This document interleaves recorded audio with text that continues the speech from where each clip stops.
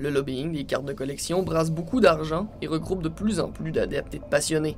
Si les grosses sommes attirent les personnes malveillantes, la pandémie a permis d'accentuer les fraudes et la production de fausses cartes.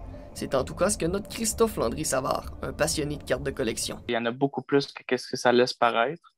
Avec la COVID qui est rentrée, il y a beaucoup de gens qui se sont impliqués dans le lobby, qui ont commencé à collectionner, qui n'étaient pas dans le lobby avant. Donc, ce n'est pas nécessairement tout le temps des bonnes personnes qui embarquent non plus.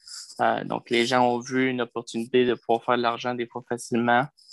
Ils contrefont quelques cartes, ils se font quelques milliers de dollars sur le côté, puis on ne les revoit plus. Pour lutter contre la fraude et aider les collectionneurs à ne pas tomber dans le piège, il a créé le groupe Facebook Spot a Reprint, qui compte plus de 1000 abonnés. Les utilisateurs publient une photo de leur carte afin qu'elle soit expertisée par la communauté. Pour Christophe Landry-Savard, les fraudes sont aussi liées au marché qui augmente. Une carte qui se vendait 200 l'année passée, qui se vend aujourd'hui 7, 8, 900 dollars.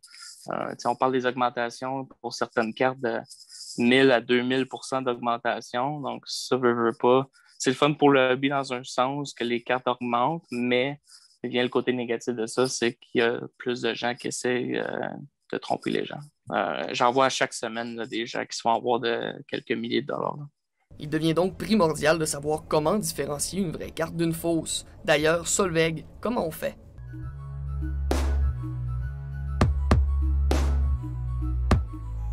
On va d'abord s'intéresser au point jaune sur le maillot de Wayne Gretzky. Donc vous voyez sur ma vraie carte ici, on peut noter le point jaune alors que sur ma fausse carte, il n'y est pas. Cependant, il faut vraiment faire attention parce que les reprints, donc les fausses cartes, ont commencé à faire ce petit point jaune. Donc il faut aller regarder d'autres détails.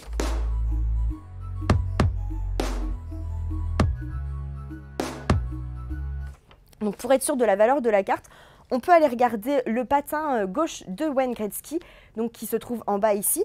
Sur les vraies cartes, le patin ne touche pas la bordure, mais vous le voyez ici sur ma fausse carte également, ça ne touche pas la bordure, donc il faut vraiment faire attention.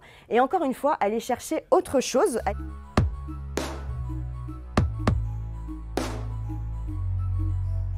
Donc on va se concentrer au niveau de la bordure sur la droite.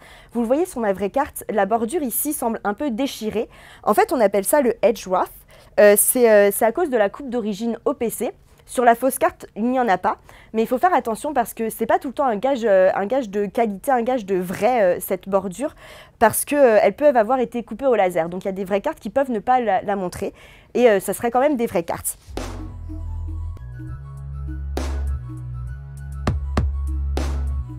Faut vraiment faire attention à tous les petits détails comme les pixels, comme les couleurs ou encore à la texture du carton ou la netteté de l'image.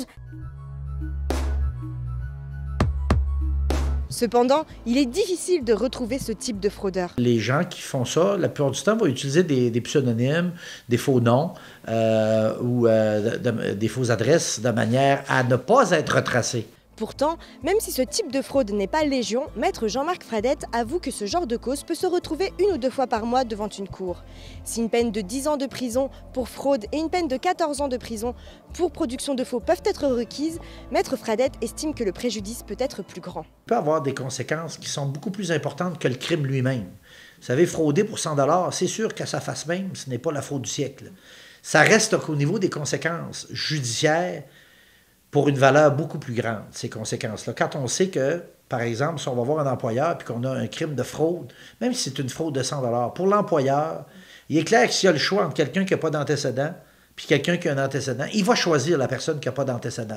Le mois de mars étant le mois de la prévention des fraudes, la SQ appelle à la prudence et souligne qu'il ne faut pas se laisser tenter si l'offre paraît trop belle pour être vraie.